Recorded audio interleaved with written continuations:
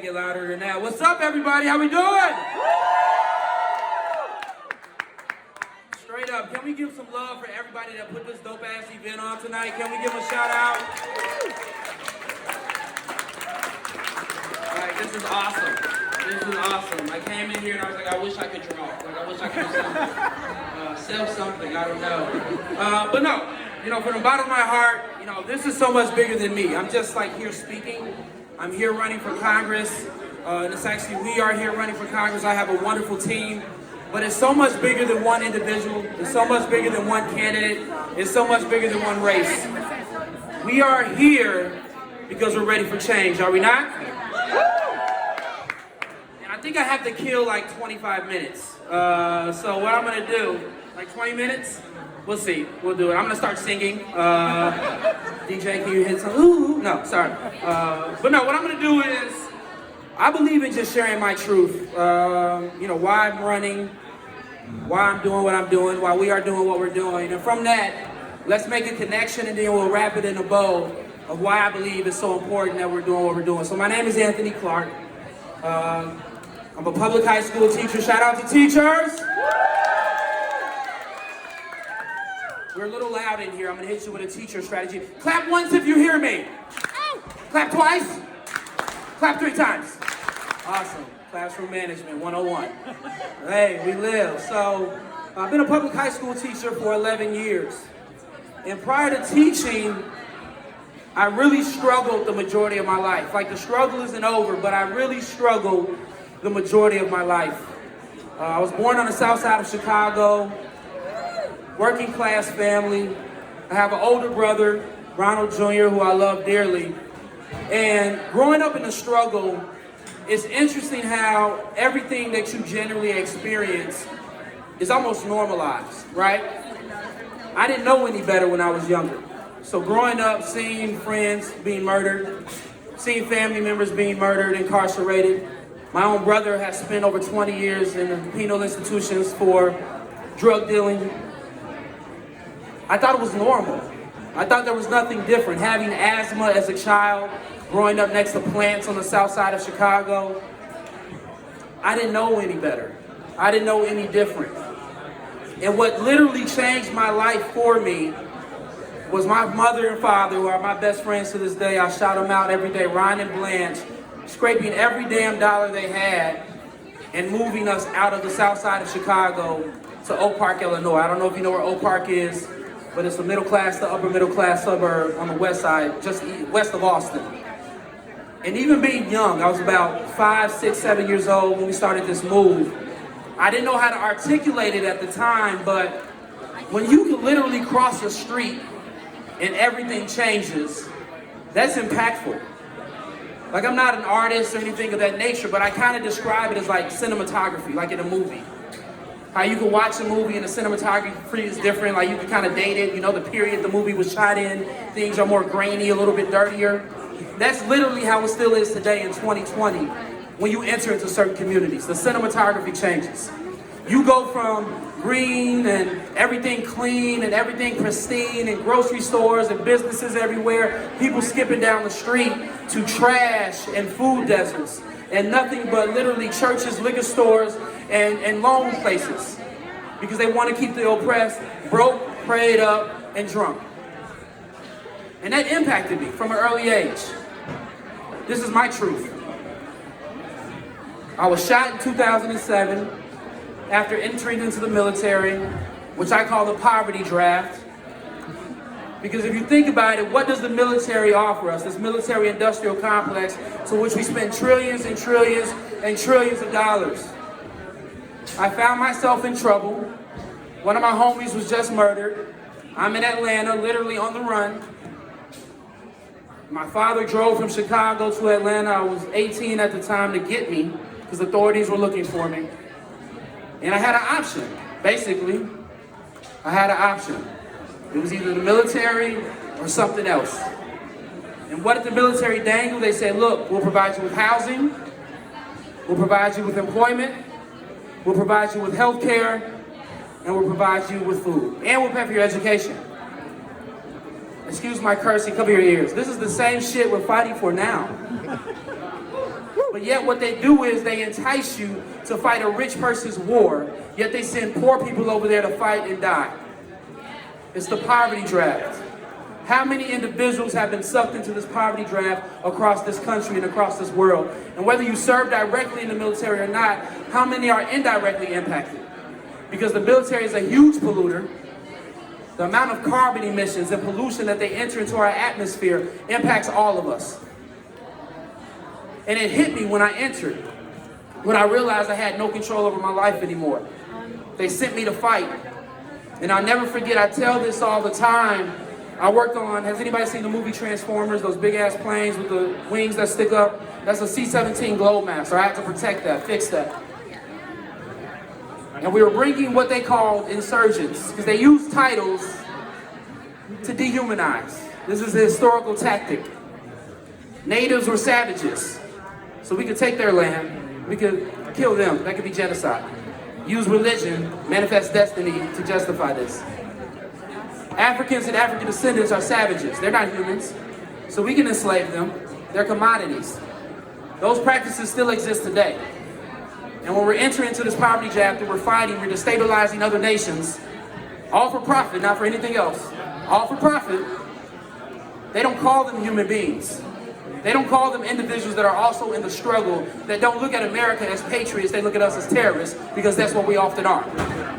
And I'll never forget being on this aircraft, seeing at least 30 individuals shackled to their feet and their hands with a bag over their face, being flown back to the United States to face prosecution and interrogation. And a bag happened to fall off of one of the individuals' faces, and we made eye contact. And I still think about it to this day, because in that moment, I didn't see an insurgent. I didn't see a savage. I didn't see anyone less than human. I didn't see an enemy. I saw a human being. I saw a brother that, like myself, had experiences within the struggle that led them to where they are. That was deep for me. And whether we're abroad or locally, there's a war going on. So we have to not only stand against the military-industrial complex and forever wars, we're 100% against that. We also have to stand against and be ready to fight within this class warfare that's taking place on our home soil. Thank you for that clap. Because what I truly believe is, no matter who you are, I'm looking into this diverse crowd, we all have our own personal experiences. We all have our own backgrounds. We all have experienced various forms of oppression. But unless you're the 1%, similar to that individual that was shackled, you have to understand the top 1% recognizes all of you as insurgents. You are the enemy. You are the enemy. And they don't necessarily utilize an M16, an M4, an AK-47, an AR-15. They don't necessarily utilize bombs or drones on us. What they utilize is the economy. Poverty kills. It's pervasive. It's an epidemic. And in the wealthiest country in the world, no one should be too poor to live. But we are. We are. That's how they're defeating us. They don't want us mobilized. They don't want us empowered. They don't want us here now standing in solidarity, encouraged for a better tomorrow. Because a better tomorrow means that they will no longer profit, just like they profit overseas. So you need to understand that. Understand you're in war. And I'm using these terminologies because I want to hammer home how important this fight is.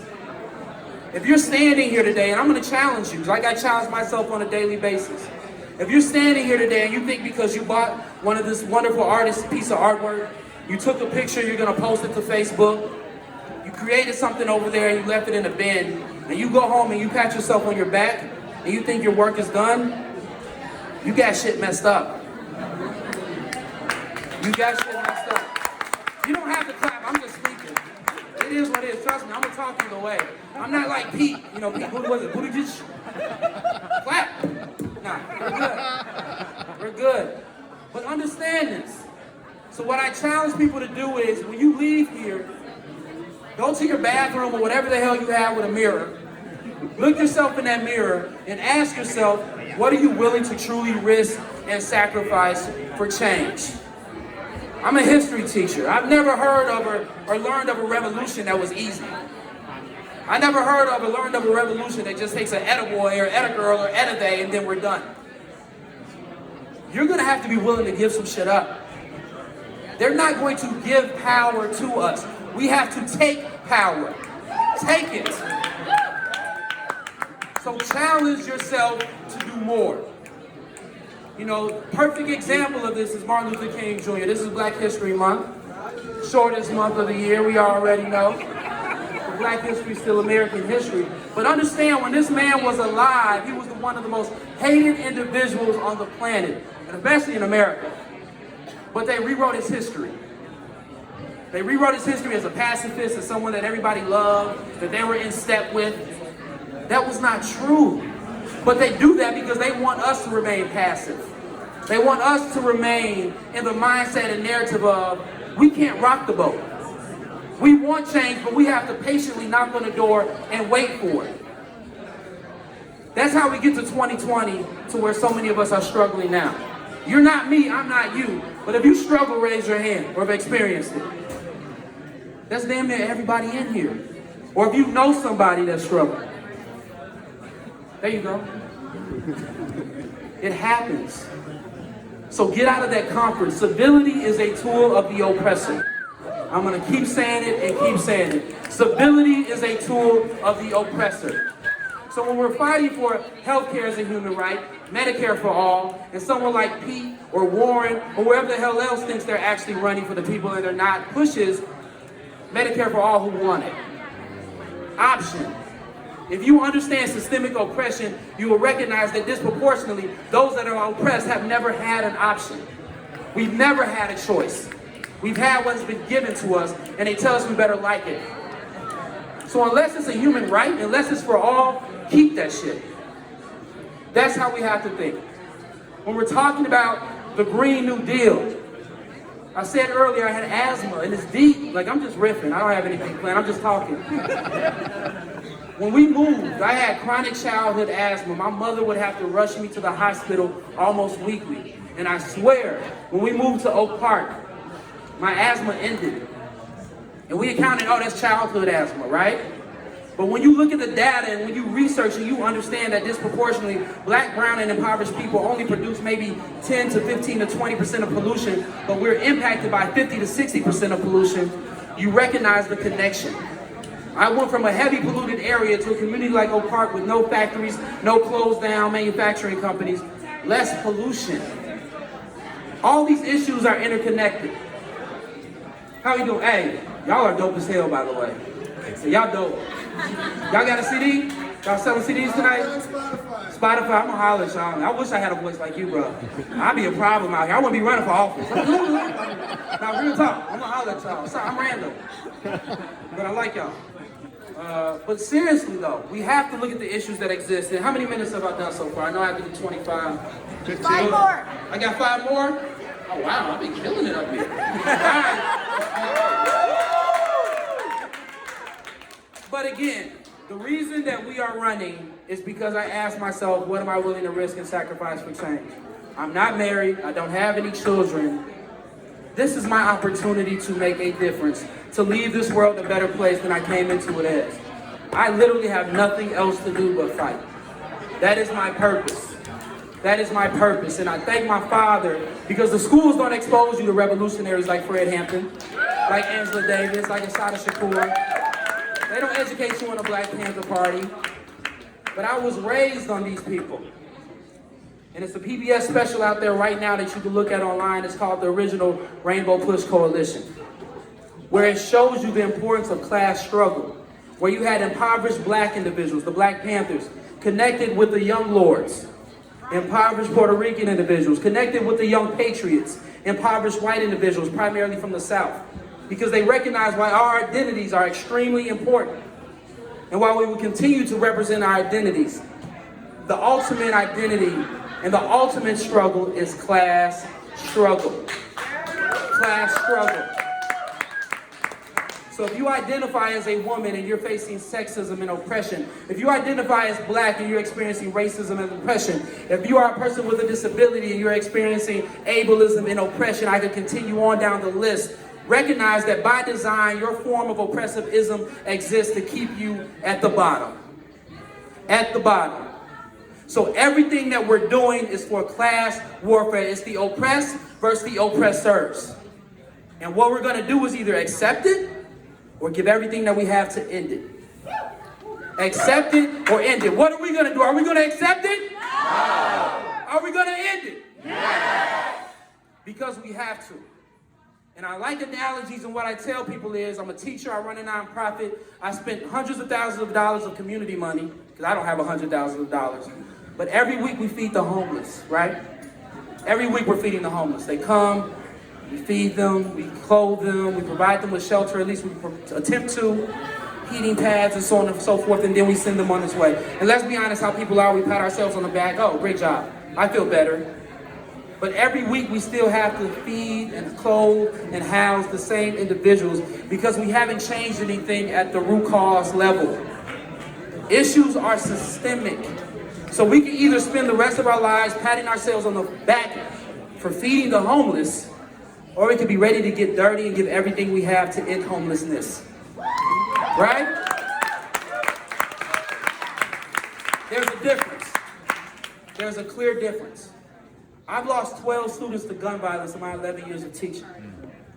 I was shot in 2007. I have PTSD myself. Thank God for therapy and cannabis. I wouldn't be here today without either. But what's so deep is I recognize many of the same manifestations and issues within the youth that I teach who haven't been to war, who haven't entered the poverty draft, but because of the pervasive issues that they experience on a daily basis, they are struggling as well. So I shout out, is anybody CTU in here? Shout out to CTU for that strike. I was on strike with you all in 2012, but shout out to you all again, because it's a damn shame that every school did not have at least one nurse and one social worker. Because again, we are the enemy, right? We don't deserve that, right? No, we do deserve that. So I think I have 5 minutes. I probably have 0 minutes left, maybe -3. I got more, 5 more? You're adding, you're lying. No, you're adding now. But I just want to sum it up and say, Fred Hampton once said, and this is a dude I worship, that you could kill a revolutionary, but you cannot kill the revolution. I'm standing before you, yeah, I have a platform, I have a microphone because I'm running for office, but it's a we thing. I'm nothing special. I'm just an individual that chose to fight back. And this is the way, my ability to do so. But each and every one of us, within each and every one of us, the revolution lives. And when you ask yourself, what are you willing to risk and sacrifice? And if you come to that conclusion that you're willing to risk it all, because what point is living if we're not free, right? There's no such thing as better. I want the best. There's no such thing as better. What type of crazy shit is that? Like, did somebody escape a plantation in the 1800s and go to another plantation? Oh, he's nicer. At least he says please. There's no such thing as better oppression. It's still oppression. So once you identify you're willing to risk everything, identify your strength. Identify what you could truly bring to the table to empower this movement. Because we all play a role. I said Martin Luther King earlier. One of his quotes is, if you can't fly, then run. If you can't run, then walk. If you can't walk, then crawl. But whatever you do, keep moving forward. We're here today because we're moving forward. When you get home, identify what you can continue to do, whether that's phone banking for Kim Fox, phone banking for Newman, phone banking for us, damn sure phone banking for Bernie, whether that's getting out there and door knocking, whether that's making a donation. Everyone has a role to play, whether that's spreading the message on Facebook, or whether that's rolling up your sleeves and getting out in them damn streets and rocking some shit. You have to understand, you have to do more. So I thank each and every one of you from the bottom of my heart for being here. I thank you for believing in this overall movement about Bernie. It's bigger than him, it's a movement, but we're here for this. This is the time. So when you go home, if you hear, and I'm just talking, I'm sorry, but I'm gonna also challenge, because this annoys me as well. I think so many people still have privilege because they don't understand. They're not part of the 1%. They're in the 90, they're oppressed. But we don't have the privilege to sit back and say, oh, my mom or dad supports Trump, or my mom or dad supports Pete or Amy. Like, I'm not here for that shit.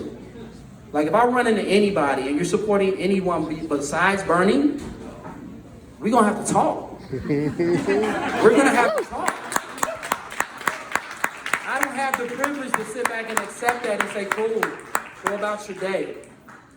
Get out of your comfort zone. I don't care who it is. It's your grandma. I don't care. My grandma came over for Thanksgiving and said she would support Joe Biden. She didn't get food. Grandma was hungry. Real talk. Challenge yourself to get out of your comfort zone. And if you have somebody in your circle that does not believe in your collective empowerment, they're not your real friend or family in the first place. They're not. So I love you. Again, I'm gonna shut up here. We know why we're here. We know what this is gonna take. This is class warfare. We are the oppressed. So let's come together, and I want you to say it with me at the count of 3. All power to the people. 1, 2, 3. All power to the people. Anthony Clark, thank you so much.